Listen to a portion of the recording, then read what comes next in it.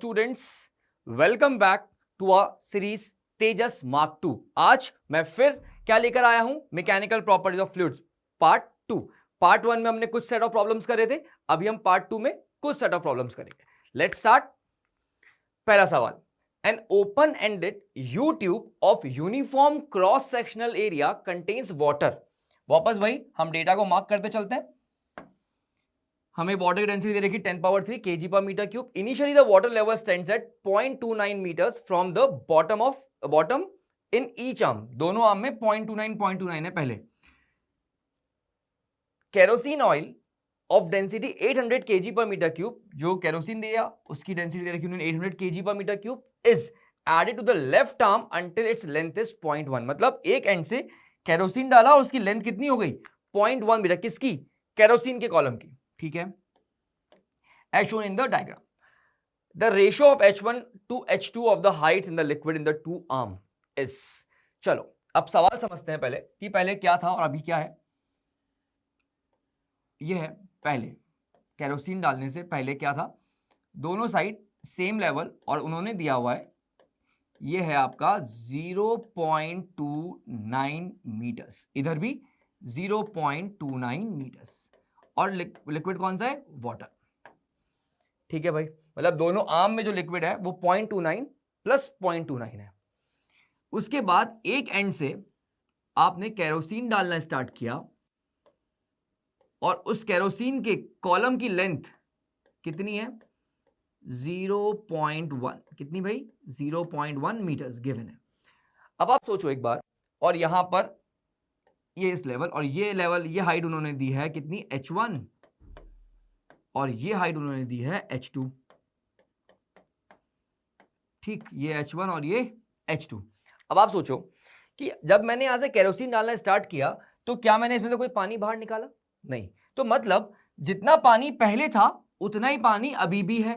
ठीक, और इस जो हॉरिजॉन्टल वाला पार्ट है वो दोनों में सेम है, और अभी इधर भी पानी था उधर भी पानी है। तो क्या मैं ये लिख सकता हूं, इधर इस कॉलम में कितना? 0.29, इस कॉलम में 0.29 इंटू 2 प्लस ये 0.1 मीटर्स। ये क्या आपका H1 प्लस H2 होगा? एक बार ध्यान से देखो, H1 plus H2, H1 plus H2, इसमें क्या क्या है? एक तो पानी है, इसमें कुछ पानी है, इसमें कुछ पानी है और केरोसिन है। पर हमें और ये पता है कि पानी का जो कंटेंट है जितना यहां था उतना ही वहां पर भी है, और ये लेवल हॉरिजॉन्टल वो दोनों में सेम है जिसमें पानी था। तो हम ये कह सकते हैं भाई H1 प्लस H2 क्या है? जितना कॉलम में यहां था उतना वहां पे भी होगा, और साथ में केरोसिन है। तो यहां पे 0.29 इंटू 2 प्लस 0.1, तो यार ये कितना हो गया? 0.5, ये कितना हो गया? 18, 18, 3, 4, 48, और कितना हो गया? 30, 30, ये हो गया हमारे पास 0.58 प्लस 0.1।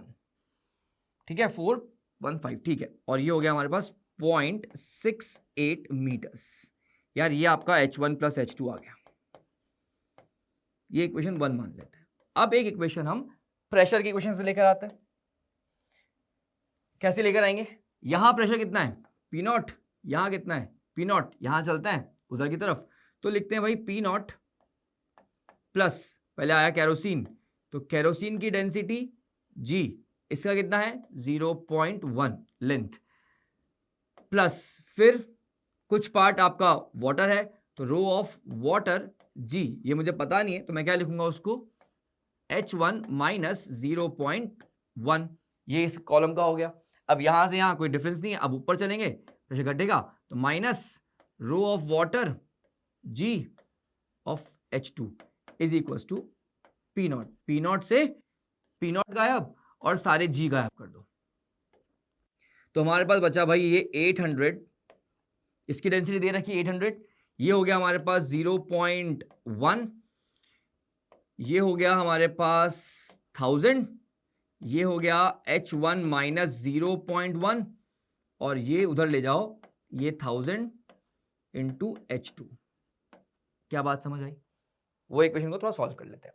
यहां पर 2 0 2 0 और ये 2 0, ये गायब करे मैंने, ये कितना हुआ भाई, ये हुआ हमारे पास 0.8 plus 10 times of H1 minus 10 into 0.11 is equals to 10 times of H2। ये हो गया हमारे पास। अब इसको आगे क्या सॉल्व करना है, अब यहां बस लिख दो 10 times of H1 minus 10 times of H2 is equals to, यहां पे आ गया 1 माइनस, तो ये 0.2। क्या बात समझ आई? तो और H1 minus H2 is equals to 0.02, ये आ गई आपकी सेकंड इक्वेशन। कौन सी equation? Second. First H1 plus H2, दूसरी H1 माइनस H2। बड़ा इजी हो गया। अब H1 H2 को सॉल्व करना है, तो यहां पे मैं लिख देता हूं H1 minus H2 is equals to आया हमारे पास 0.02 मीटर्स। इसको सॉल्व करते हैं, सबट्रैक्ट ऐड कर देते हैं, तो H2 गायब, तो twice of H1 is equals to, add कर रहे हैं अभी हम, तो यहां पे कितना हो गया 0.70। ठीक है, 68 टू 70.70। ठीक है भाई, तो ये H1 की वैल्यू जो आ गई आपकी वो कितनी आ गई 0.35 मीटर्स, ये आपकी H1 आ गई। अब हमें पता है कि H1 प्लस H2 कितना था 0.68, सॉल्व कर लेंगे आंसर आ जाएगा। तो H1 प्लस H2 हमारे पास था 0.68 और ये आ गया 0.35, 0.35 H1 प्लस H2, तो ये कितना आ गया 0.68 इधर, तो H2 कितना आया भाई 0.68 माइनस 0.35, कितना हो गया 8 3 3 3 0.33 मीटर्स। बस रेशो निकालना है। तो अब देखो रेशो किसका निकाला पूछा है उन्होंने पूछा है H1 बाय H2। तो H1 कितना आया था हमारा 35 और दूसरा कितना आया था हमारा, देखो H1 आया 35 मतलब 0.35 और वो 0.33, पॉइंट तो दोनों से हटाओगे कैंसिल, तो यहां पे क्या बचेगा आपके पास, आंसर आ जाएगा 35/33। तो इसका आंसर क्या होगा, B is the correct option. क्या बात समझ में आ रही है, एकदम क्लियर है? चलो नेक्स्ट सवाल की तरफ। A cylindrical capillary tube of 0.2 mm, कितना mm 0.2 mm radius is made by joining two capillaries, दो कैपिलरीज को ज्वाइन करके उन्होंने, एक T1 है एक T2 है, of different materials having water contact 0 degree and 60 degree. ठीक है भाई, मतलब दो उन्होंने ट्यूब्स लिया, दो कैपिलरी ट्यूब ली, दोनों का रेडियस 0.2 mm ही है और उन दोनों को ज्वाइन करके उन्होंने दो केस बनाए कुछ इस तरह से। तो T1 T2 और T1 के साथ जो कॉन्टैक्ट एंगल है वो 0 है और T2 के साथ जो कॉन्टैक्ट एंगल है वो 60 डिग्री है। ठीक है, the capillary tube is dipped vertically in water in two different configuration, मतलब कुछ एक बार ऐसे रखा और एक बार ऐसे डिप किया, मतलब T1 को ऊपर नीचे, T2 को ऊपर, एक बार T2 को ऊपर नीचे और T1 को ऊपर करके डिप किया। Which of the following options is are correct? Surface tension of water आपको गिवन है, डेंसिटी ऑफ वाटर आपको गिवन है और टेक G10 और आपको G10 लेना है। बहुत बढ़िया। अब सबसे पहले हम ये देखते हैं बेसिकली वो होगा क्या, जब इसमें डिप करोगे तो लिक्विड ऊपर की तरफ आएगा। ठीक है, लिक्विड ऊपर की तरफ चढ़ेगा, कैपिलरी एक्शन। तो यहां पर अगर आप देखें, अगर मैं आपसे बोलूं पहले हम एक एक अलग अलग इंडिविजुअल ट्यूब की कह सकते हैं कि उसका देख लें कि उसमें कितना, अगर मैं समझ सिर्फ मान लो कि इस लिक्विड के अंदर सिर्फ T1 ट्यूब को डिप करूं तो ये कितने लेवल तक इस यहां सरफेस टेंशन कितने हाइट को बैलेंस कर सकता है वो देख लेते हैं। ठीक है, उसका फॉर्मूला हमें डायरेक्टली पता है। तो अगर मैं बात करूं ये T1 ट्यूब है, ये T1 ट्यूब, तो हमारे पास अगर H की बात करें तो वो कितना होता है, वो होता है 2s bye row g are और ये ऊपर कॉस ऑफ थीटा। ठीक है, बात समझ में आती है? तो अब यहां पे अगर मैं कैलकुलेट करूं, मैं T1 के लिए कैलकुलेट कर रहा हूं, मतलब सिर्फ इंडिविजुअल T1 ट्यूब को अगर मैं लिक्विड में डालता हूं तो कितने लेवल उसके अंदर जो वाटर कॉलम है कितना ऊपर उठ जाएगा, सरफेस टेंशन कितने को होल्ड कर सकता है। तो यहां पर 2 surface tension 0.075, cos of theta कितना है 0 है तो वो 1 हो गया, रो डेंसिटी ऑफ लिक्विड कितना रहेगा 10⁻3, जी आपको 10 दे रखा है, आर कितना दे रखा है 0.2 mm, तो 0.2 इंटू 10⁻³ क्या बात क्लियर है?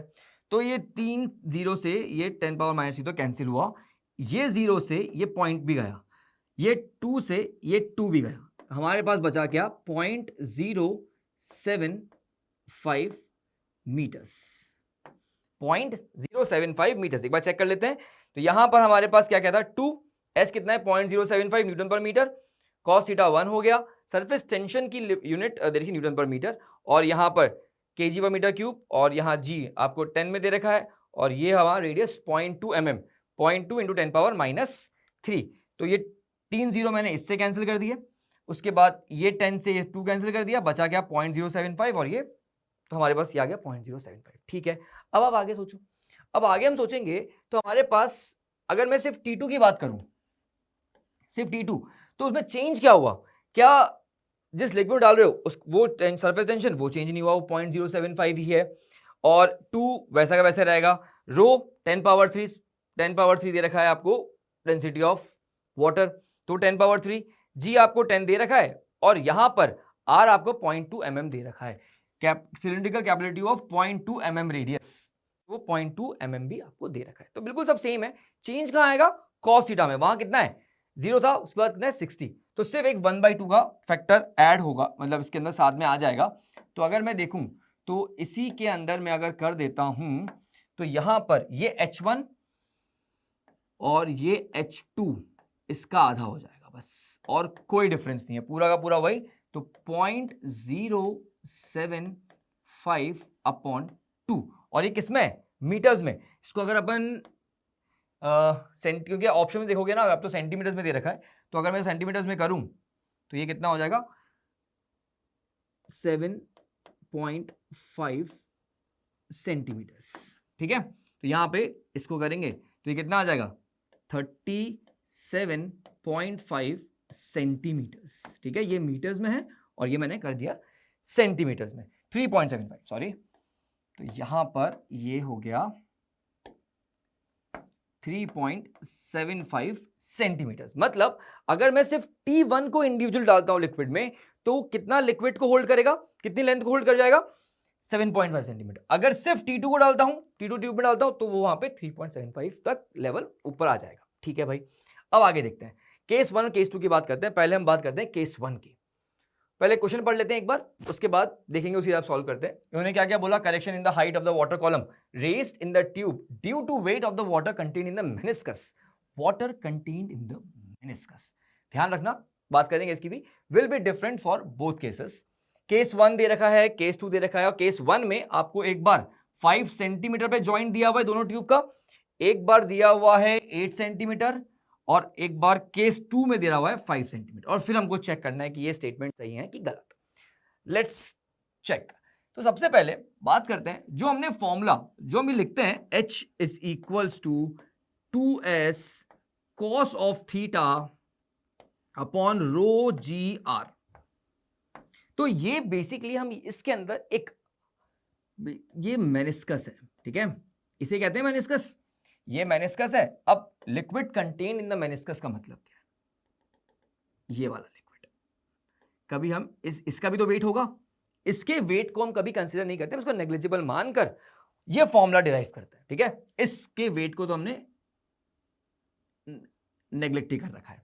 तो बेसिकली वो ये इसमें यही पूछा, correction in the height of water column raise in the tube due to weight of the water contain in the meniscus will be different for both the cases. मतलब बेसिकली देखो, दोनों की एच तो अलग अलग आया ही सही, ठीक है, वो कब? जब हमने इसको नेग्लिजिबल मान रखा तब भी अलग अलग आया। अब इसको मान भी लेंगे, अगर इसको लेते हैं, मतलब वो कह रहे हैं इसको अगर लेते हो आप, कंसीडर करते हो, तो क्या वो करेक्शन अलग अलग आएगा? हाँ बिल्कुल, वो तो अलग अलग ही आना है। ठीक है, क्योंकि अब यहां इसको भी कंसीडर करो, इसका भी वेट आपको लेना पड़ेगा। दोनों के कॉन्टैक्ट एंगल अलग हैं, तो दोनों के कॉन्टैक्ट एंगल अलग अलग हैं। मान लो आप सोचो कि एक कॉन्टैक्ट एंगल ऐसा है, ठीक है, तो इसके अंदर जो मेनिस्कस में लिक्विड है और इसके अंदर जो मेनिस्कस में लिक्विड है, मतलब दोनों का वेट अलग अलग आएगा, तो जो करेक्शन होगा दोनों में अलग अलग ही हो जाएगा।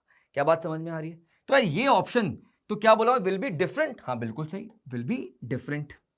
अब बात करते हैं किसकी, केस 1 केस 2 में। एक बार लेते हैं 5 सेंटीमीटर 5 सेंटीमीटर 8 सेंटीमीटर। ठीक है, पहले इसको देखते हैं, सी वाले को। If the joint is kept 8 centimetre above the water surface, ठीक है, मतलब 8 centimetre above the water surface. Case one में आपका T1 पहले था शायद ना, T1 पहले था, ठीक है। तो यहां पर ये T1 है और ये T2 है, और इन्होंने बोला जो जॉइंट लगाया गया है वो 8 सेंटीमीटर पे लगाया गया सरफेस से। तो यार ये आपका सरफेस और ये 8 सेंटीमीटर। अब आप मुझे बताओ, अभी हमने कैलकुलेट किया था, अगर मैं सिर्फ T1 वाली ट्यूब को लिक्विड में डालता हूं तो उसके अंदर कितना लिक्विड ऊपर चले जाता है, आया था कुछ 7.5 सेंटीमीटर, ठीक है, 7.5 सेंटीमीटर। और यहां पर जॉइंट है, मतलब 8 सेंटीमीटर तक आपको उस लिक्विड को T1 ही मिलने वाला है। तो क्या यहां पर ये जो लिक्विड है इसके अंदर कितना चढ़ जाएगा ऊपर, यहां पे 7.5 सेंटीमीटर तक आ जाएगा, क्योंकि 8 सेंटीमीटर तो ज्यादा ही होगा ना इससे, तो मतलब यहां आएगा और रुक जाएगा, ऊपर इसके ऊपर वो जाएगा ही नहीं, ठीक है। तो इसका मतलब ये, for case 1 if the joint is kept 8 centimetre above the water surface the height of water column in the tube will be 7.5। बिल्कुल सही से statement. Neglect the wait of the water in the meniscus, जो हम पहली बार बात करें, अगर वो मेनिस्कस में लिक्विड है उसको कंसीडर करेंगे तो वो शायद 7.5 सेंटीमीटर नहीं आ रहा होगा, वो कुछ और आ रहा होगा, क्योंकि हमने उस फॉर्मूले से वो निकाला 7.5 सेंटीमीटर, जहां पर हमने वो लिक्विड जो मेनिस्कस के अंदर होता है उसे तो नेग्लेक्ट कर देते हैं, है ना बेटा। चलो, तो मतलब ये वाला ऑप्शन तो आपका हो गया करेक्ट, ए भी सही हो गया, सी भी सही हो गया। अब केस 2 की बात करते हैं। Case 2, if the capillary joint is 5 centimetre above the water surface the height of the water column raised in the tube will be 3.75। अब देखो इसको यहीं पर सॉल्व कर देते हैं। केस 2 5 सेंटीमीटर, ये केस 2 में क्या था, नीचे था T2 और ऊपर था T1। T2 की मैक्सिमम लेंथ कितनी थी, मतलब कितना उसमें लिक्विड हैंडल कर सकता था वो, 3.75। और यहां पर आपको दिया हुआ है कि ये 5 सेंटीमीटर तक T2 है, 5 सेंटीमीटर तक T2 है। तो भाई जो वो उसकी हाइट थी मैक्सिमम 3.75, वो तो इससे 5 से छोटी है, तो मतलब यहां पे आके लिक्विड रुक जाएगा 3.75 सेंटीमीटर पर। तो neglect the wait of the water in the meniscus, तो भाई ये भी सही हो गया, ठीक है। अब बचा हमारा बी वाला केस। अब बी वाले केस को सॉल्व करते हैं। बी वाले केस में हमको क्या बोला,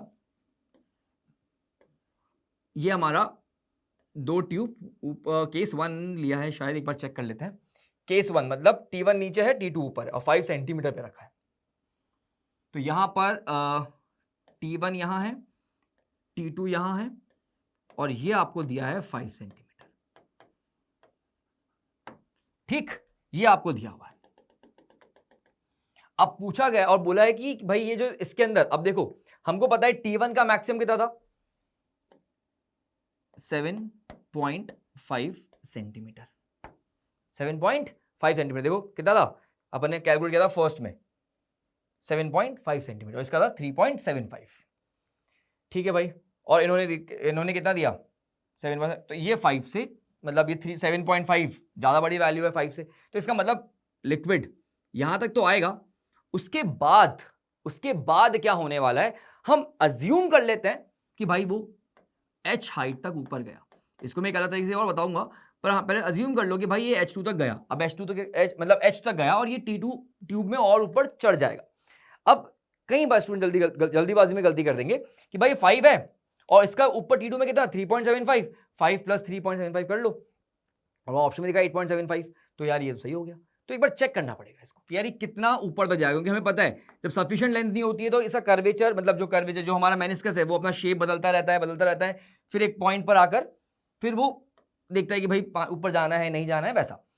तो यहां पर ये हमारा 5 सेंटीमीटर, ये H, ठीक। अब आगे देखते हैं, तो यहां H मान लेते हैं, और यहां का प्रेशर कितना है P0, और यहां का प्रेशर कितना है P0, ये लिक्विड सरफेस है,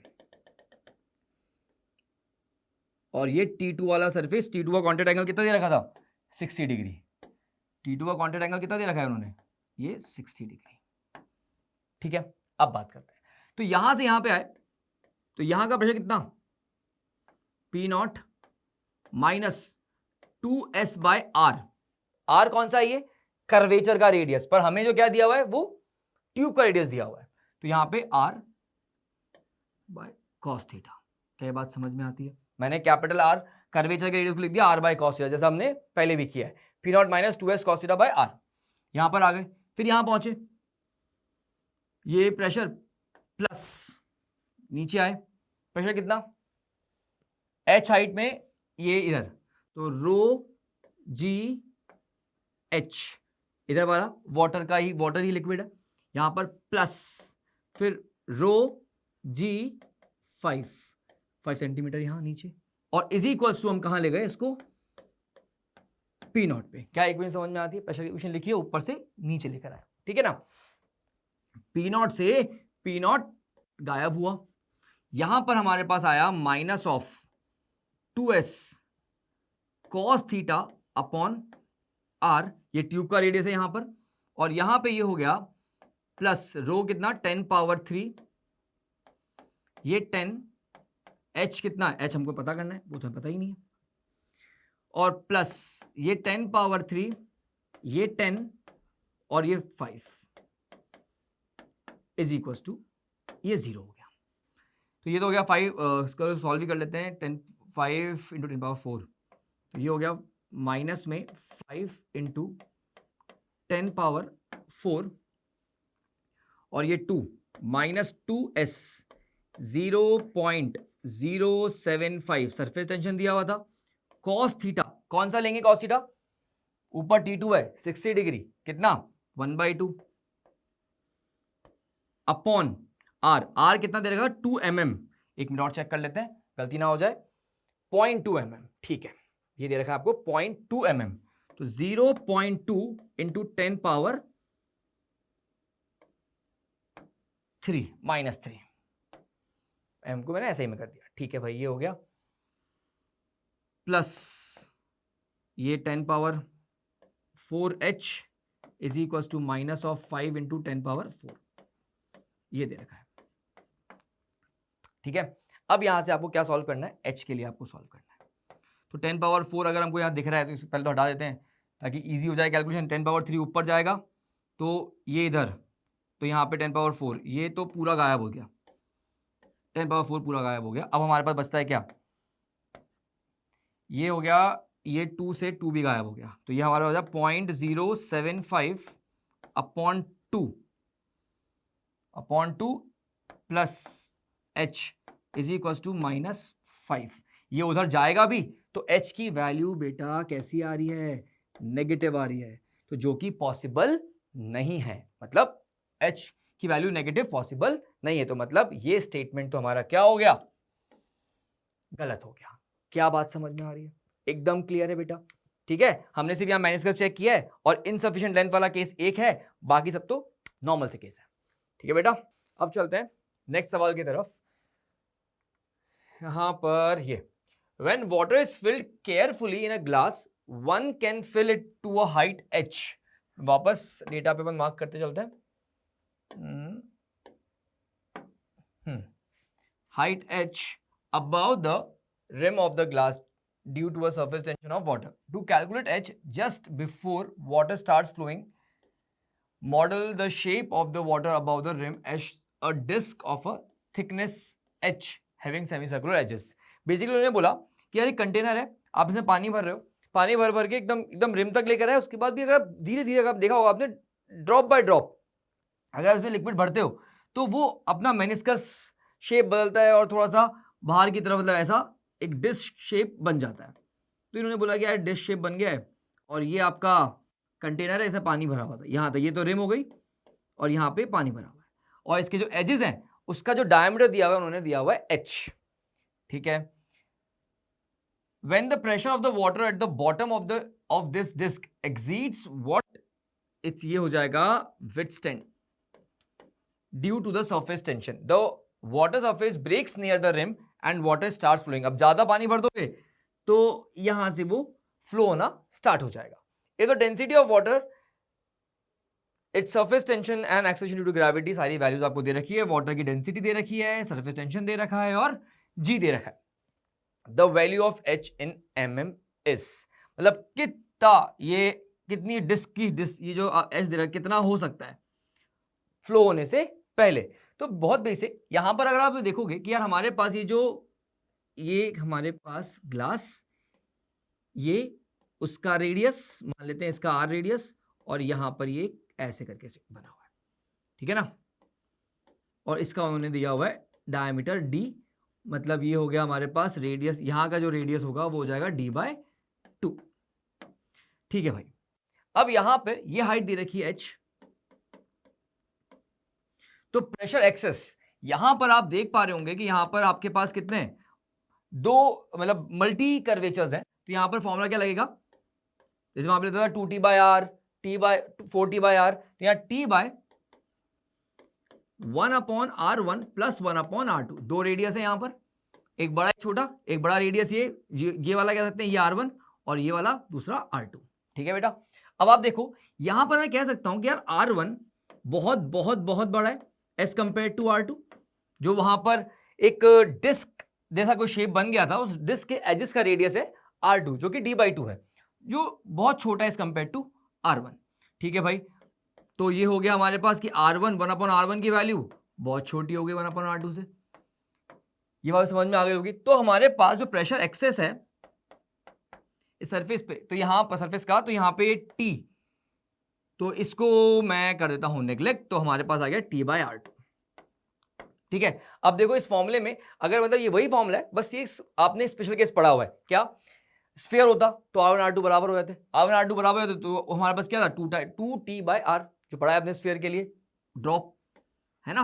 ये अगर मैं बोलूं कि r1 बराबर r2 कर दूं, तो यहां पर क्या हो जाएगा एक्सेस प्रेशर p एक्सेस कितना हो जाएगा 2t/r, सही बात है ना। तो ये तो हमने पढ़ा है, और ये भी हमने फॉर्मूला डिराइव किए हुए क्लास में कि भाई ये जो अलग अलग कर्वेचर्स के लिए 1/r1 plus 1/r2 into t, तो हमारे पास p एक्सेस हो गया t/r2।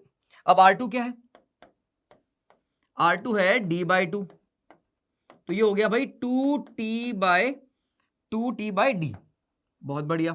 तो p एक्सेस हो गया 2t/d, और हमारे पास p एक्सेस किससे, अगर उसको वहां पे होल्ड रखना है तो वो कितना ρgh should be equals to ये फ्लो 2t/d, ये फ्लो होने वाली कंडीशन कि भाई ρgh इज इक्वल्स 2t/d, अगर इससे ज्यादा हो गया तो बेसिकली वो फ्लो होना स्टार्ट हो जाएगा। तो ठीक है भाई, ρgh इज इक्वल्स 2t/d, तो यहां पर अगर आप d, तो यहां पर d की जगह पर बेसिकली यहां जो ρgh है, ये भी तो इन्होंने h दिया हुआ था, सॉरी यहां पर हम एक बार चेक करते हैं, डेटा में हमको d दिया था कि h दिया था, हाइट h दे रखा है, हमने d मान लिया, तो इसको हम थोड़ा चेक, इसको चेंज कर लेते हैं और यहां पे कर देते हैं इसको h/2।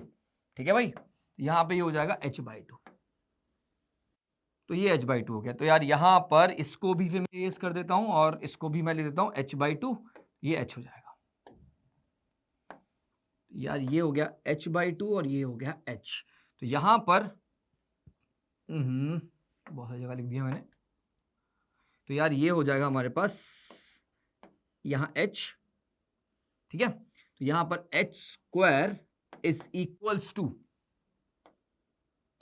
2t upon ρg, 2t/ρg is h²। तो h की वैल्यू आप क्या ले सकते हो, h हो जाएगा आपके लिए √2t/ρg, 2t/ρg। तो यहां पर 2t टेंशन कितना दे रखा है उन्होंने 0.07, एक बार चेक कर लेते हैं वैल्यू 0.07। ठीक है, डेंसिटी दे रखी है आपको 10⁻3 और आपको g दे रखा है 10, ये सारी वैल्यू सब ऐसा यूनिट में, तो जो h आएगा वो मीटर्स में आएगा, इसको बाद में हम mm में कन्वर्ट कर देंगे।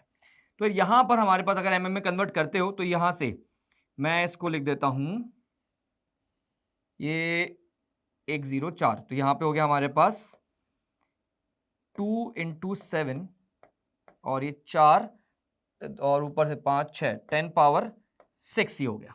ठीक है, तो यार ये हो गया हमारे पास, और ये तो है मीटर्स में, किसमें आया मीटर्स में, तो इसको mm में कन्वर्ट करना है, तो बाहर जाएगा तो ये कितना हो जाएगा √14 mm h कितना आ गया आपका √14 mm। ठीक है, अब √14 की वैल्यू कितनी होती है भाई, वो होता है 3.741, ये mm में आंसर, तो आपका h, तो आपकी h की वैल्यू कितनी आ गई 3.741।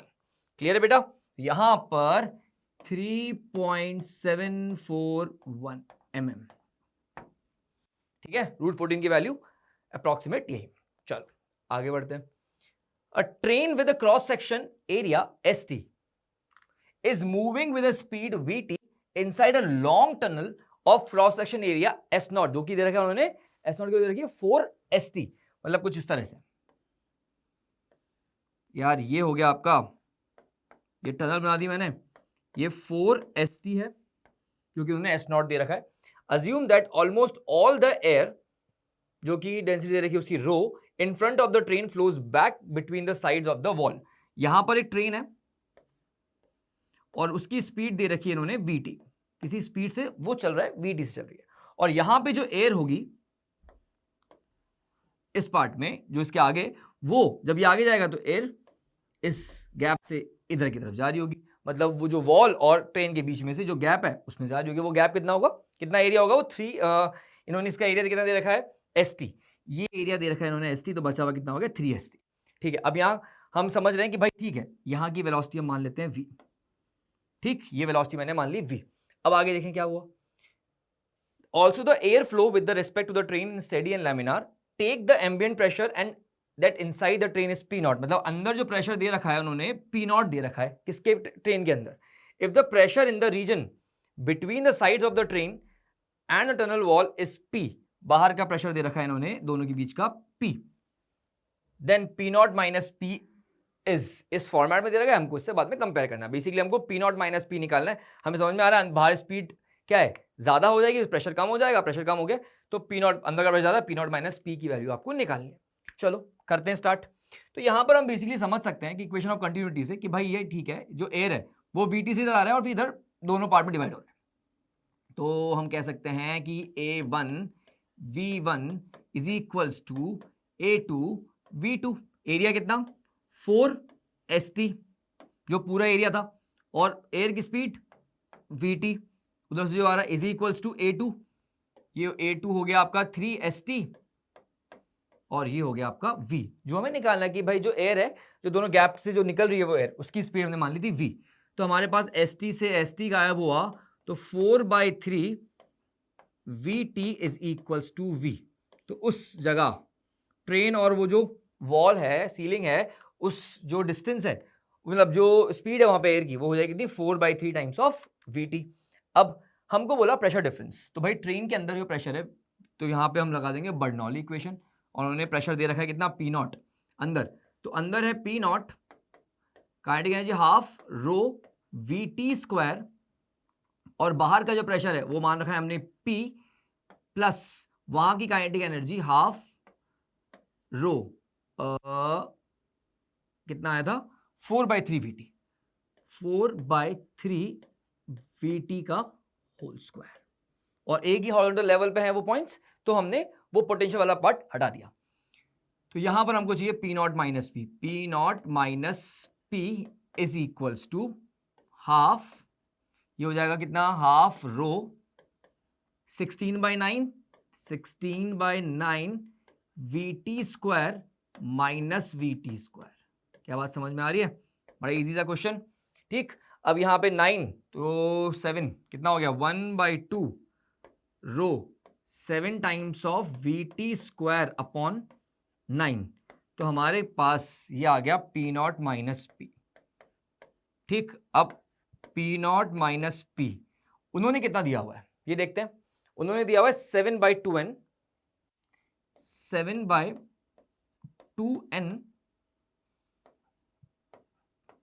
रो VT स्क्वायर, है ना, रो VT स्क्वायर। तो अगर मैं कंपेयर करूं इन दोनों को तो n की वैल्यू कितनी आ जाएगी, यही तो है हमारा n 9, तो हमारे पास दोनों कंपेयर करके वैल्यू आ गई कितनी 9 इज द करेक्ट आंसर। क्या बात समझ में आ रही है? आपने पहले एक बार इक्वेशन ऑफ कंटिन्यूटी लगाई और एक बार बर्नौली लगाई। ठीक है बेटा, चलो आगे बढ़ते हैं। फिर इसमें हमने क्या किया, पहले एक बार A1 V1 equals to A2 V2, क्या कौन सी वाली इक्वेशन ऑफ कंटिन्यूटी, और फिर बर्नौली इक्वेशन। ठीक, आगे बढ़ते हैं। उसके बाद हमारे पास एक क्वेश्चन है, hot air balloon is carrying some passengers and a few sandbags of mass 1 kg each so that its total mass is 480 kg।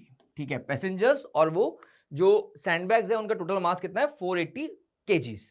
It effective volume giving the balloon it's buoyancy is V, मतलब जो उसे बाइंसी force दे रहा है वो volume कितनी है, v, उन्होंने दे रखा है ये v volume. The balloon is floating at an equilibrium height of 100 metres. कितना, इक्विलिब्रियम हाइट ऑफ 100 मीटर, मतलब वो 100 मीटर्स पर इक्विलिब्रियम पर है। मतलब अगर मैं डायग्राम बनाऊं तो यहां पर बलून है, तो ये 100 मीटर की हाइट है और ये इक्विलिब्रियम में है। तो इस समय जो बाइंसी फोर्स लग रहा होगा और नीचे जो mg होगा दोनों बराबर होंगे। करेक्ट बात है। तो हाथों हाथ मैं इसकी इक्वेशन लिख देता हूं, buoyancy force is equals to mg। mg क्या, 480 kg का मास है, तो मैं लिख देता हूं इसको 480 इंटू जी। और बाइंसी फोर्स रो एयर, वहां पर जो भी एयर की डेंसिटी है उसको मैं लिख देता हूं rho 1 volume v displace v into g. G से g कटा, तो हम ये बोल सकते हैं 480 is equal to rho 1 into v। ये इक्वेशन 1। आगे पढ़ते हैं सवाल को। When n number of sandbags are thrown out, कुछ बैग्स उसमें से बाहर निकाल दिए, मतलब इसका मास क्या हो गया होगा, कम, mg हो गया होगा कम, पर वॉल्यूम अभी भी सेम है। वॉल्यूम अभी भी सेम है, तो क्या और तो हमारे पास तो balloon rises to a new equilibrium height, तो नए इक्विलिब्रियम हाइट पे पहुंचे। ठीक है, मान लेते हैं यार वो थोड़ा और ऊपर यहाँ पर, और उसमें कितना दे रखा है, कितनी हाइट पर दे रखा है, 150 मीटर, तो यार ये 150 मीटर पर गया, ऊपर जाके इक्विलिब्रियम पे आया। With its volume v remaining unchange, उसकी वॉल्यूम चेंज नहीं हुई है, ये उन्होंने लिख भी दिया। If the variation of density of air with height h from the ground is this, मतलब जो डेंसिटी है ग्राउंड से वो वेरिएबल है, मतलब एयर की डेंसिटी है वो क्या है, वेरिएबल, और उन्होंने ये उसका फंक्शन दे रखा है, डेंसिटी ऐसे वेरी कर रही है हाइट h से। वेयर आर नॉट की वैल्यू दे रखी है, एच नॉट की वैल्यू दे रखी है, वैल्यू ऑफ n हमको निकालना है, कितने हमने सैंडबैग्स बाहर निकाले होंगे। चलो ठीक, तो सेकंड इक्वेशन अगर आप देखो, पहली इक्वेशन तो कितनी थी, 480 is equals to rho 1 into v. ठीक है, दूसरी आएगी 480 तो पूरा n और हर 1 kg का था, तो n is equals to rho 2 into v. तो ये दो इक्वेशन आई, अगर मैं इन दोनों को डिवाइड करूं तो 480 minus n upon 480 is equals to rho 2 upon rho 1, ये आया निकलकर दोनों को डिवाइड करने पर 480 minus n upon 480 is equals to rho 2 by rho 1। अब रो 2 और रो 1 क्या है, रो 2 150 वाली हाइट पर डेंसिटी है और रो 1 100 वाली हाइट पर। चलो इसको हम लिख देते हैं। अब वो फंक्शन क्या देखें, r naught e power minus h by h naught. एच मतलब यहां पे पहले वाला कितना था, ये रो 2 है, रो 2 दूसरा वाला था कितना, 150 वाला, 150 upon h naught r naught e, और ये था 100 वाला एच नॉट। आर नॉट से आर नॉट खत्म, इसको थोड़ा और आगे सॉल्व किया जाए तो ई की power minus 150 upon h not, और ये ऊपर गया तो प्लस 100 अपॉन एच नॉट। तो ये हमारे पास और कुछ बचा इसमें नहीं, और इधर चल रहा है वो 480 माइनस n अपॉन 480। चलो बहुत बढ़िया। इसके बाद ये हो गया e की पावर, ये हो जाएगा -50, ये हो जाएगा -50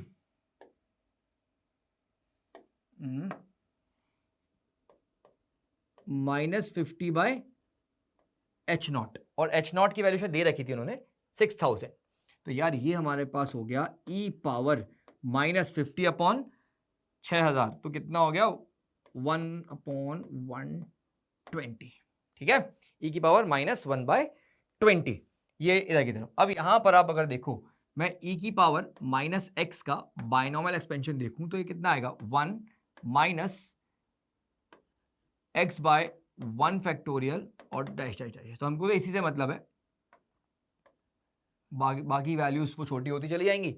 तो मैं इसकी जगह लिख देता हूं क्या, ये तो हो गया 1 माइनस n बाय 480 और e की पावर -1 बाय ये x, तो 1 माइनस x कितना हो गया 1/20, 1/120। तो 1 से 1 घटा, माइनस से माइनस गायब, तो यहां पर आ गया हमारे पास, मैं यहां कर देता हूं n/480 इज इक्वल टू 1/120। तो n की वैल्यू हमारे पास आ गई कितनी, 4 ही है ना, 12 4, हाँ ठीक है। n की वैल्यू कितनी आ गई बेटा, 4। तो बड़ा ही सिंपल सवाल, सिर्फ आपको थोड़ा कैलकुलेशन वाला पार्ट ज्यादा था, बाकी था बड़ा इजी सवाल। तो यहां पर आप देखोगे n की वैल्यू कितनी आ गई, 4। क्लियर एकदम, कोई डाउट? चलो आगे बढ़ते हैं। एक और question, a cubical solid aluminium block has an edge length of 1 metre. एक क्यूबिकल ब्लॉक है जिसकी एज लेंथ है 1 metre on the surface of the earth, surface of the earth पे 1 मीटर है। It is kept on the floor of a 5 kilometre deep ocean, ठीक है। Taking the average density of the water and the acceleration due to gravity to B 10⁻3, ये density दे रखी है उसकी, and जी भी दे रखा है। The change in the edge length of the block in MMS। अब पहले सवाल समझते हैं। सवाल में क्या बोला कि भाई ठीक है, ये हमारा ये एकदम कहीं नीचे एक कोई क्यूब रखा हुआ है, इसकी लेंथ दे रखी है आपको, एज दे रखा है 1 मीटर, और 5 किलोमीटर नीचे है, पानी के 5 किलोमीटर नीचे ये डिस्टेंस दे रखा है आपको। तो वहां के प्रेशर की वजह से इसका डायमेंशन कुछ चेंज हो गया। उन्होंने बोला, क्या बोला था, respect change in the edge length, कोई एज लेंथ उसकी चेंज हुई, तो वो कितनी हुई है, ठीक है, हमको वो देखना है। और हमें दे क्या रखा है, बल्क मॉडुलस दे रखा है, बल्क मॉडुलस दे रखा है। उसका मॉड देखें तो हमारे पास V dP/dV, ये हमारे पास बल्क मॉडुलस हो गया, ठीक है। और वो दे रखा है 70, ठीक है। अब आप बात समझो, ऊपर से नीचे जो आया प्रेशर का चेंज हुआ है, अर्थ सरफेस पे आपको दे रखा था, यहां पूछा है, तो चेंज इन प्रेशर कितना होगा, ρgh, ये हो गया ρgh, h ले लेंगे हम 5 किलोमीटर, रो दे रखा है, g दे रखा है। वॉल्यूम ये v कितना होगा, पहले वाली वॉल्यूम है, तो पहले वाली वॉल्यूम कितनी है, 1 h है उसका, तो पहले वाली वॉल्यूम लिख देता हूं 1 क्यूब, तो ये हो गया 1 सेंटीमीटर क्यूब, सेंटीमीटर मीटर में दे रखी, मीटर क्यूब। चलो ये मीटर क्यूब हो गया। और डेल वी, ये हमारा हो गया डेल वी, ये बीटा बल्क मॉडुलस। अब यहां पर हम मान लेते हैं फॉर एग्जांपल कि भाई ये 1 मीटर था, इसकी जो चेंज होकर लेंथ 1 - x होगी, x is the small change, ठीक है। तो चेंज इन वॉल्यूम कितना हुआ, ठीक है, वो पहले हम देखते हैं नई वाली वॉल्यूम, क्योंकि कैलकुलेशन थोड़ा ज्यादा हो जाएगा अगर एक साथ यहां पर।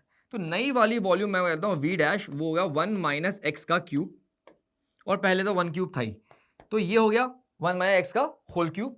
और अब यहां पर x बहुत छोटी वैल्यू है, x क्या है, बहुत छोटी वैल्यू, तो बाइनोमियल एक्सपेंशन से 1 - 3x is the new volume. और पहले वाली वॉल्यूम कितनी थी, 1 क्यूब, जो कि 1 है।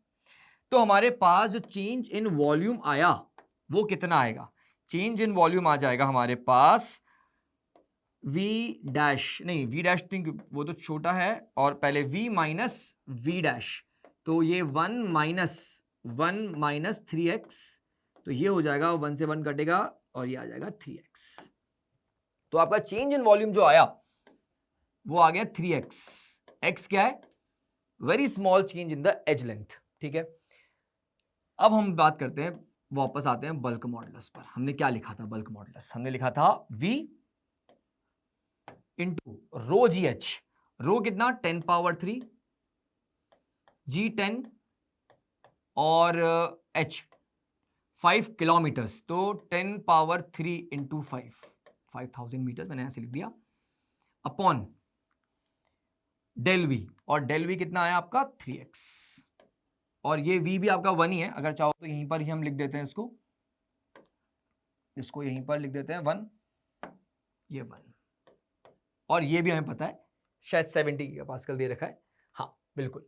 तो ये हो गया 70 इंटू 10⁻9 पास्कल, 10 पावर कितना हो गया, 3 3 6 7, 10⁻7 इंटू 5 अपॉन 3x, तो ये 7, इससे कटे बचा 2, तो ये हो गया 7 into 10 power 3 is equals to 5/3x। अब मुझे निकालना है वैल्यू किसकी, x की, तो ये x हो जाएगा हमारा 5/21, 7/21, 7/21 मतलब 7 इंटू 3 21, 5 ऊपर है और 10 पावर 3 नीचे आएगा, तो 10 पावर 3 इंटू 10 पावर -3, और सब कुछ मीटर में चल रहा था, तो ये 7/21 इंटू 10 पावर -3 मीटर्स। ठीक, अब मुझे यहाँ पे क्या करना है, 7 नहीं, ये अपन ने गलत करा, यहाँ पर ये 5 आएगा ना यहाँ पे, तो यहाँ आएगा 5/21, क्या आएगा 5/21 इंटू 10 पावर -3 मीटर्स। ठीक है, अब ये किस में आया, मीटर्स, आंसर किस में पूछा था, mm में, तो ये तो हमें समझ में आ गया भाई, ये कितना है 5/21 mm, आपको आंसर mm में पूछा है। ठीक है, अब इसको सॉल्व कर लो, मतलब कर लो, कितना आएगा 0.238 mm. This will be the answer. X is equals to 0.238 mm. Clear है बात, एकदम क्लियर। क्या करा, यहाँ पे हमको बल्क मॉडुलस दे रखा था और बस हाइट्स पे नीचे आए, नीचे डेप्थ पर आए 5 किलोमीटर, तो वहां के प्रेशर की वजह से यहाँ पर क्या हो गया, इसका डायमेंशंस चेंज हो गए, तो वो क्या आ गया, उसमें स्ट्रेन आया, उसके हिसाब से हमने कैलकुलेट कर लिया। ठीक है, बात समझ में आ रही है, ओके। आगे बढ़ते हैं नेक्स्ट सवाल की तरफ। ये क्या है, a cylindrical tube with its base as shown in the figure is filled with water. It is moving down with a constant acceleration a, ये acceleration a, along a fixed inclined plane with angle, ये theta होना चाहिए, angle theta equals to 45 degree, angle theta is equals to 45 degrees. P1 and P2 are pressures at points 1 and 2. यहाँ का pressure दे रखा है, P1 P2 बोल रखा है, located on the base of the tube, let P1 minus P2 upon RGD. Where, what is the R here? R यहाँ पर, where R is the density of water, D is inner diameter of the tube and G is the action due to gravity. Which of the following statement is are correct? चलो यहाँ करते हैं। अब आपके पास एक tube है कुछ इस तरह से, ठीक है, और ये यहाँ पर इधर की तरफ a एक्सीलरेशन से अलोंग द इंक्लाइन चल रही है, तो इसके अगर ये एंगल देखें, ये 45 था, तो ये तो हमारे पास दो एक्सीलरेशन हो गए, तो हॉरिजॉन्टल वाला एक्सीलरेशन हो गया a/√2 और ये भी हो गया a/√2। ठीक है, और इसमें फ्लूइड भरा हुआ है। ठीक, ये हो गया हमारे पास डायग्राम। तो a/√2 a, और यहां पर ये जो एक्शन ड्यू टू ग्रेविटी है वो तो g नीचे है ही सही। अब मैं अगर पूछूं आपसे, ये 1 और ये 0.2 दे रखा है उन्होंने, एक मिनट देख लें 1 कौन सा दे रखा है, 1 ये नीचे वाला है, 1 यहाँ है और 2 यहाँ है। ठीक है, मुझे इन दोनों के बीच का प्रेशर डिफरेंस चाहिए 1 और 2 के बीच में, तो मैंने क्या किया, पहले एक काम करते हैं, इस पॉइंट पे चलते हैं 3 पर, इसको थोड़ा डायग्राम को बड़ा बना देते हैं, आपको समझ आएगा। यार यहाँ पे ये 2 है, यहाँ 3 है और यहाँ पर 1 है। अब यहाँ पे 2 से 3 जा रहे हैं हम, अगर मतलब इस पॉइंट से 2 पॉइंट से 3 पॉइंट की तरफ जा रहे हैं, तो मैं लिखूंगा प्रेशर डिफरेंस कितना, क्योंकि इधर की तरफ एक्सीलरेशन है ही कितना, a/√2, तो मैं लिखूंगा P2 minus P3 is equals to rho a/√2 into जो डिस्टेंस है, ये डिस्टेंस कितना है d, ये हो गया d, रो a/√2 इंटू d। ठीक है, उसके बाद मैं लिखूंगा, अब 3 से 1 हम वर्टिकल डाउनवर्ड्स आ रहे हैं, तो यहां पर ज्यादा P1 minus P3 is equals to rho g effective. अब यहां पर एक एक्सेलरेशन और है, ये वाला a/√2, तो जो g इफेक्टिव होगा वो कितना हो जाएगा भाई, g माइनस a/√2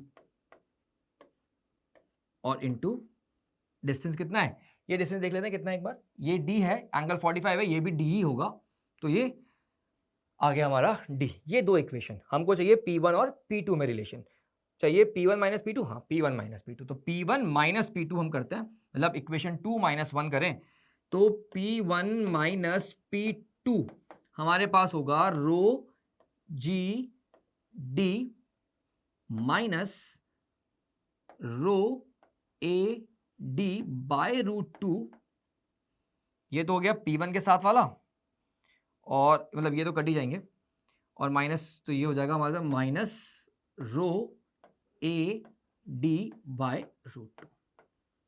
ये बात एकदम क्लियर, दोनों इक्वेशन को हमने क्या करा, सब्ट्रैक्ट कर दिया। तो मेरे पास बनकर आया P1 minus P2 is equals to, ये rho a d by √2, rho a d by √2 twice हो जाएगा, तो rho g d minus twice of, और नीचे √2 है तो कटेगा और हो जाएगा √2 रो ए डी। यहां तक कोई डाउट क्लियर एकदम? तो √2 रो ए डी। अब यहां पर P1 माइनस P2 हम आ गए। अब हमसे पूछा क्या है वो देखते हैं।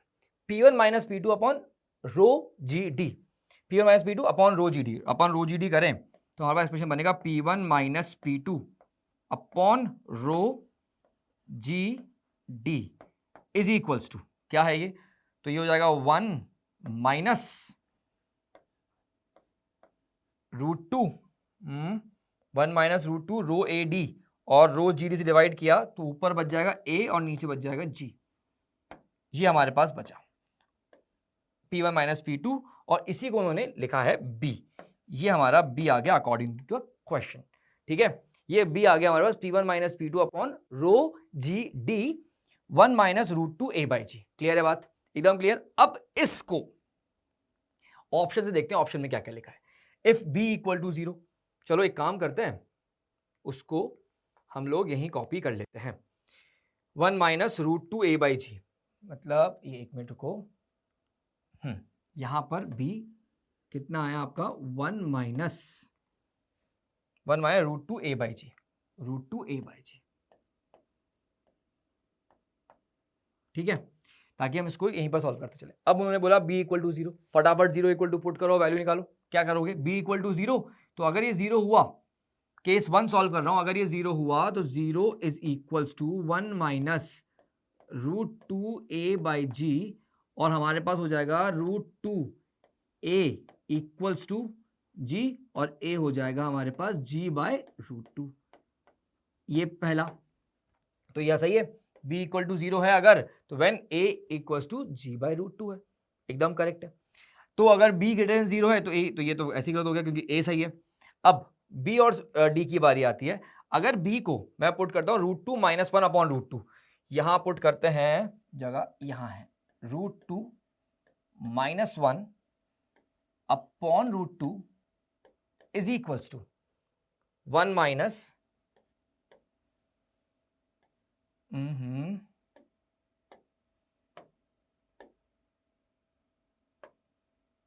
इसको हम 1 minus √2 A by g, √2 A by g, 1 minus √2 A by g. ठीक है, तो अगर मैं इसको अलग अलग कर लूँ, √2 तो ये हो जाएगा 1 minus 1 by √2 is equals to 1 minus √2 A by g. ये 1 से 1 गायब, माइनस माइनस गायब, तो ये हो जाएगा G is equals to 2A, या फिर मैं कह दूं कि A इज इक्वल्स टू आ जाएगा G बाई 2। तो यार ये भी हमारे पास सही है, C वाला ऑप्शन भी हमारा क्या हो गया, सही हो गया। अब D वाला ऑप्शन चेक कर लो, D वाला B is equals to 1 by √2 है। अब इसको 1 बाई √2 पुट करते हैं, ये 1 बाय √2, इसी ऑप्शन, शायद लास्ट ऑप्शन है, C है कि लास्ट है, ये हमारा लास्ट ऑप्शन, 1 बाय √2 के बराबर करना है। ठीक है, तो कितना है, 1 minus √2 A by g, √2 A by g. ठीक है, तो यहाँ पर अगर आप सॉल्व करोगे तो ये आएगा 1, ये हो गया √2 A by g is equals to 1 minus 1 by √2, और फिर A हो जाएगा आपके पास G टाइम्स 1 माइनस 1 बाय √2 और अपॉन √2, तो उसको मल्टीप्लाई भी करोगे तो 1 बाई 2 नहीं, तो हमारे पास क्या ऑप्शन है, G बाई 2, तो ये तो नहीं आ रहा है, बी को हमने 1/√2 पुट किया तो हमारे पास ए की वैल्यू g/2 नहीं आई। ठीक है, तो ये वाला ऑप्शन गलत हो गया। तो आंसर क्या हो गया, ए और सी इज द करेक्ट ऑप्शन। एकदम क्लियर है बात, समझ आ रही है। चलो आगे बढ़ते हैं, एक और सवाल लेते हैं, ये वाला। अ सॉफ्ट प्लास्टिक बॉटल पे एक पैराग्राफ है, इसे कॉरेस्पॉन्डिंग 2 सवाल होंगे। A soft plastic bottle filled with water of density this, ये वाटर की density, carries an inverted glass test tube of with some air trapped as shown in the figure. मतलब ये जो फिगर दिया हुआ है उसमें आपको मैं समझा दूं कि यार इसके अंदर ये जो रेड वाला, मैं अभी रेड मार्कर से कर देता हूं, ये वाला पार्ट जो है उन्होंने बोला कि यार ये तो एयर ट्रैप्ड है इसके अंदर, ये एयर है। ठीक है, वापस आते हैं येलो पे। Trapped as shown in the figure, the test tube has a mass of 5 gram. Test tube का मास कितना है, 5 ग्राम टेस्ट ट्यूब का मास दिया हुआ है। And it is made up of thick glass of density this 2.5 ग्राम पर centimetre cube. तो हमारे पास उसका मास और डेंसिटी पता है, तो वॉल्यूम क्या होगी हमारे पास, क्या होता है, density is equals to mass upon volume. तो फटाफट हम यहाँ इसकी वॉल्यूम तो निकाल ही लें, मास अपॉन डेंसिटी। मास कितना है भाई 5 और डेंसिटी है 2.5, तो भाई ये तो हो गया हमारे पास 2 सेंटीमीटर क्यूब। उस टेस्ट ट्यूब की वॉल्यूम होगी उसके मटेरियल वाली पार्ट। ठीक है, initially the bottle is sealed at atmospheric pressure P0, मतलब जो अंदर एयर है उसका प्रेशर P0 pascal, so that the volume of the trapped air is this. Trapped air की वॉल्यूम दे रखी है आपको 3.3 centimetre cube. When the bottle is squeezed from the outside, मतलब इसको यहां से दबाया जाए at constant temperature, the pressure inside rises and volume of the trapped air reduces. तो हमारे पास क्या होगा, दबेगा तो पानी इस एयर वाली पार्ट में चला जाएगा, मतलब यहां पर क्या हुआ, टेम्परेचर कांस्टेंट रहेगा, pressure inside rises and volume of the trapped air reduces. ठीक है, it is found that test tube begins to sink at the pressure P0 plus del P, मतलब कुछ जब प्रेशर चेंज किया आपने, del P चेंज हुआ, तब वो जो ट्यूब थी वो सिंक होना स्टार्ट हो जाती है। ठीक है, तो सिंक होना स्टार्ट हो जाती है, इसका मतलब क्या करूं, इससे मैं क्या इक्वेशन लिख सकता हूं, अगर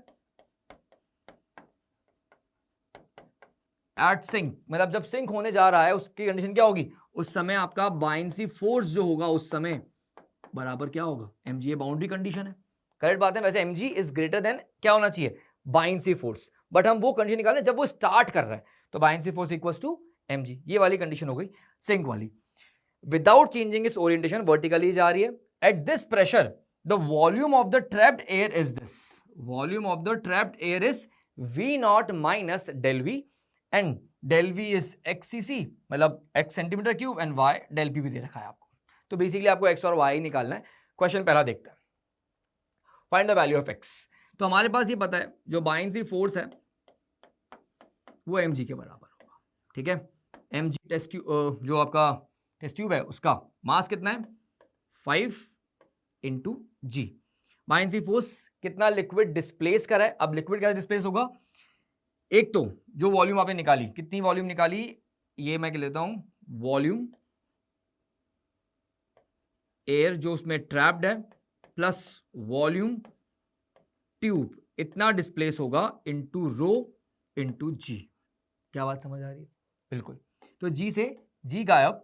अब हमारे पास डेंसिटी ऑफ वाटर सब सेंटीमीटर क्यूब में तो 1 है, तो वी एयर जो ट्रैप्ड एयर है प्लस वॉल्यूम ऑफ ट्यूब आपने निकाली थी कितनी 2, ये इनटू हो गया 1 इज इक्वल्स टू हो गया 5।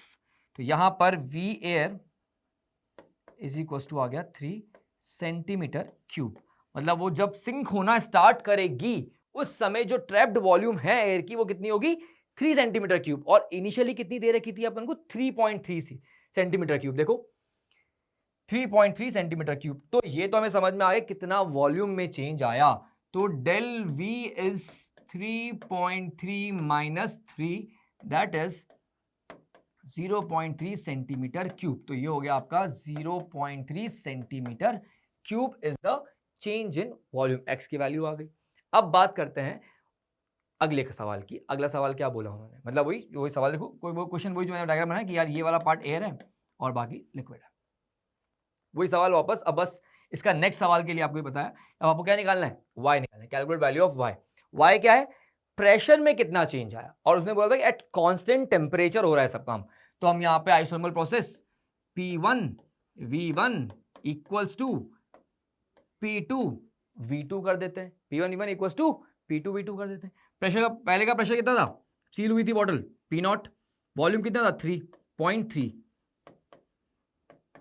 बाद का प्रेशर मुझे पता नहीं है कितना है, मैं लेता हूं उसको P2, बाद की वॉल्यूम मुझे पता है कितना 3, चेंज होकर कितनी हो गई थी 3। तो यार ये कटा ये आ गया 1.1, और इधर देखा 10 पावर 5 पास्कल, तो ये हो गया 1.1 इंटू 10 पावर 5 पास्कल, ये आपका प्रेशर आ गया नया वाला। हमको क्या निकालना है, चेंज इन प्रेशर, ठीक है, वैल्यू कितना चेंज इन प्रेशर, तो change in pressure will be, बाद में प्रेशर क्या हुआ बड़ा है, तो आप लिखोगे P, मैंने इसको नाम क्या दिया P2 माइनस P0, तो P2 कितना है 1.1, P0 minus P0 that is 0.1, P0 is the change in pressure. अब हम देखते हैं वो दे क्या रखा था, डेल पी देगा y इंटू 10 पावर 3 पास्कल। तो हमारे पास जो चेंज इन प्रेशर आया बेटा वो कितना है 0.1 इंटू 10 पावर 5 पास्कल, ये हमारे पास आया, और हमको दे रखा है y इंटू 10 पावर 3, तो पहले 10 पावर 3 में देख लो तो ये कितना आ जाएगा, पॉइंट एक हटाया और 10, तो 10 पावर 3 पास्कल, तो हमको पास 10, y की वैल्यू कितनी हो गई, यहाँ इसके हिसाब से कंपेयर करें तो y की वैल्यू कितनी होगी बेटा 10, तो यहाँ पर आपके पास y की वैल्यू कितनी होगी बेटा 10। तो हमारे पास ये सवाल भी हो गया, बड़ा ही सिंपल सवाल था, आपको कुछ नहीं करना था। पहले अगर आप देखोगे तो पहले सवाल में आपने क्या किया, buoyancy mg is equal to mg, जो सिंक वाली कंडीशन यूज करी, और उसके बाद अगर टेम्परेचर कांस्टेंट रखा हुआ था उस एयर का, तो आपने वहां पे क्या करा P1 V1 equal to P2 V2 कर दिया। ठीक है बेटा, चलो आगे बढ़ते हैं। अब देखते हैं इस सवाल में क्या दिया है। A bubble has surface tension S. The ideal gas inside the bubble has a ratio of specific heats gamma 5/3. The bubble is exposed to the atmosphere and always retain its spherical shape. मतलब जो bubble है उसका shape जो रहेगा हमेशा कैसा रहेगा, spherical. When the atmospheric pressure is PA1, मतलब जो बबल है आपका बाहर का प्रेशर उन्होंने बोला अगर PA1 है, the radius of bubble is found to be R1. मतलब इस बबल का रेडियस क्या बोला उन्होंने, R1 है, and the temperature of the enclose gas is T1, मतलब जो अंदर जो गैस इनक्लोज्ड है उसका टेम्परेचर उन्होंने T1 लिखा। ठीक है भाई, यहां R1 और temperature T1। When the atmospheric pressure is PA2, मतलब उसी बबल की बात हो रही है, बाहर प्रेशर कितना दे रखा है PA2, the radius of bubble and the temperature of the enclose gases are R2 and T2, मतलब इसका जो रेडियस है वो R2 है, टेम्परेचर आपका T2 है। ठीक, Which of the following statements is are correct, मतलब मल्टीपल चॉइस है। तो पहला ऑप्शन देखते हैं, if the surface of the bubble is perfectly heat insulator। अब heat insulator मतलब ना हीट जाएगी ना हीट आएगी, तो इसका मतलब क्या हुआ भाई, डेल क्यू इक्वल टू 0। अब अगर डेल क्यू इक्वल टू 0 है तो प्रोसेस कौन सा हुआ, प्रोसेस हुआ एडियाबैटिक प्रोसेस। ठीक है, इसको देखते हैं, सॉल्व करते हैं आगे। मतलब बेसिकली आपका प्रोसेस कौन सा, एडियाबैटिक, तो हम क्या सीधे बोलते हैं P V gamma is equal to constant, P V gamma equal to constant. अब हमारे पास क्या हो जाएगा, P1 V1 gamma equal to P2 V2 gamma. ठीक है, अब यहाँ पे आपको बेसिकली जो रेशियो दे रखा है R1/R2 और उधर प्रेशर, तो अगर मैं बोलूँ यहाँ पे कि ये V1/V2 की power gamma is equals to, ये हो जाएगा P2/P1, P2/P1। अब प्रेशर P2/P1, अब P2 कहां का प्रेशर था, बबल के अंदर का, और ये बबल है, तो क्या लिखोगे आप लिखोगे भाई यहां पर इसका प्रेशर कितना होगा PATM, अंदर प्रेशर ज्यादा है कम है, बबल है, प्रेशर क्या होगा ज्यादा, तो लिखूंगा भाई P2 वाला ना, तो PA2 प्लस 4S/R2, क्योंकि बबल है, दो फ्री सर्फेसेस है, तो यहां पर इस P1 के लिए लिखेंगे तो PA1 plus 4S, surface same ही रहेगा, रेडियस चेंज हो जाएगा R1। तो ये आपका इक्वेशन। अब यहां पर V1 क्या होगा, V1 क्या है, वॉल्यूम किसकी, बबल की, तो कितना होगा 4/3 पाई r क्यूब। तो यार 4/3 कट जाएगा, तो मैं लेता हूं यहां पे R1 का क्यूब अपॉन R2 का क्यूब की पावर 5/3, जो गामा दे रखा है, is equals to PA1 plus 4S/R2 R2 upon ये हो जाएगा 2, तो ये हो जाएगा PA1 plus 4S by R1। 3 ये 3 और ये 3 कट जाएगा, हमारे पास हो जाएगा R1 अपॉन R2 की power 5 is equals to pressure PA2 plus 4S by R2 upon PA1 plus 4S by R1। ठीक है भाई, चेक करते हैं ऑप्शन क्या दे रखा है। दे रखा है R1 बाय R2 की पावर 5। ठीक है, तो हमारा भी आया R1 बाय R2 की पावर 5। यहाँ है PA2 plus 4S by R2, PA1 plus 4S by R1, और यहाँ दिया हुआ है PA2 plus 2S bye R2, PA1 और 2S बाय R1। तो यहाँ पर ये 2 है और अपने ऑप्शन में जो आ रहा है वो कितना आ रहा है, वो आ रहा है 4। तो यार ये ऑप्शन तो हमारा क्या हो गया, गलत। ये ऑप्शन तो हो गया गलत। अब सेम चीज हम देखते हैं, if the surface of the bubble is perfectly in heat insulator. Same चीज है, इसलिए मैं इसको पहले देख रहा हूँ ऑप्शन डी को, क्योंकि परफेक्टली हीट इंसुलेटर यहाँ पे भी था, परफेक्ट हीट इंसुलेटर यहाँ पर भी है, तो सेम चीज यहाँ पे भी करेंगे। डेल क्यू इक्वल टू 0 है, वही एडियाबैटिक प्रोसेस है। तो यहाँ टेम्परेचर और प्रेशर में रिलेशन दे रखा है, तो एडियाबैटिक के लिए हमको PV gamma equal to constant है ही। अब इसको मैं चेंज कर लेता हूँ कलर। तो यहाँ पर अगर मैं बोलूँ PV gamma equal to constant, हमको चाहिए अब क्या, टेम्परेचर और प्रेशर में रिलेशन। तो टेम्परेचर वॉल्यूम हटाना पड़ेगा, तो अगर आप देखो इसको क्या हटाओगे भी सही, तो पीवी इक्वल टू एनआरटी। तो अगर आप लिखते हो वी एनआरटी बाय वी लिखोगे की पावर गामा, तो यहाँ पे क्या आ जाएगा, यहाँ पे ये सॉरी पी आर, ये पी यहाँ पर, तो यहाँ पर ये गामा और ये 1, तो ये पी की पावर 1 माइनस गामा और टी की power gamma equal to constant. ये आपका क्या आ गया, ये आपका एडियाबैटिक में प्रेशर टेम्परेचर का रिलेशन आ गया। ठीक है, इसको तो अपन हटा देते हैं, तो हमारे पास ये रिलेशन आ गया।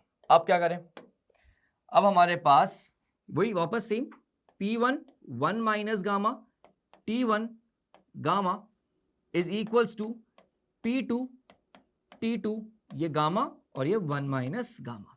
ठीक है, हमें चाहिए किसमें T1, एक मिनट देख लेते हैं पहले, T2 बाई T1 चाहिए, तो वही करते हैं। तो हमारे पास हो गया T2 by T1, T2 T1 whole power gamma, इधर P1 है अपॉन P2 1 माइनस गामा। ठीक, अब यहाँ पे हम थोड़ा सॉल्व कर लेते हैं। तो P1 तो हमें पता ही है कितना है, अभी लिखा था हमने, PA1 plus 4S by R1 upon PA2 plus 4S by R2 और 1 माइनस गामा। 1 माइनस गामा कितना होगा, 1 माइनस कितना जाएगा 5/3। तो अगर हम देखें 3 माइनस 5 2/3 कर दें इसको, माइनस 2/3 सीधे लिख देते हैं, तो ये हो जाएगा आपका माइनस 1 माइनस 5/3 3 5 2/3 माइनस 2/3, और इधर कितना आ गया T2 बाय T1 की पावर 5/3। ठीक, दोनों साइड 3 से पावर, दोनों साइड अपन क्यूब कर देते हैं, 3 3 कट जाएगा, उसके बाद 2 से कर देंगे, तो यहाँ पर डिवाइड, तो ये रूट कर देंगे, तो T2 बाय T1, पहले तो 3 कटा दोनों साइड से, दोनों साइड क्यूब किया, 3 कटेगा, 5 इधर बचेगा, तो -2 बचेगा।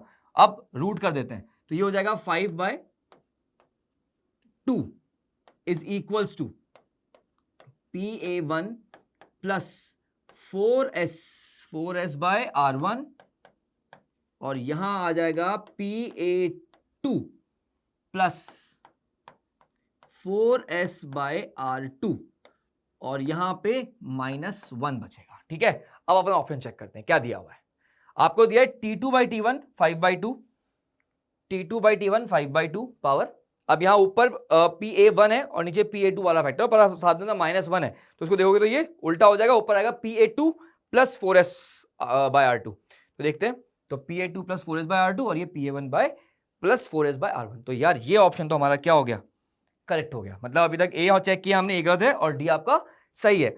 अब बात करते हैं हम किसकी, सी वाले ऑप्शन की। If the surface of the bubble is a perfect heat conductor, heat conductor है मतलब परफेक्ट हीट कंडक्टर है, तो हमारे पास टेम्परेचर क्या है, यहाँ पे क्या बोलेंगे इसको हम, टेम्परेचर क्या रहेगा कांस्टेंट, तो टेम्परेचर डेल टी आपका क्या रहेगा 0 and the change in atmospheric pressure is negligible, then this R1 by R2 की पावर क्यूब, और ये आपका ठीक है, बिल्कुल सही, जो एटमॉस्फेयर प्रेशर है बिल्कुल वैसे ही वैसे जैसे थे। तो हम यहाँ पर अब हम आइसोथर्मल प्रोसेस सिंपल, तो यहाँ हो गया P1V1 इक्वल्स टू P2V2, तो हमारे पास V1 अपॉन V2 हो जाएगा P2 बाय P1, और P2 कितना है, वो है PA2 plus 4S by R2 upon PA1 plus 4S by R1,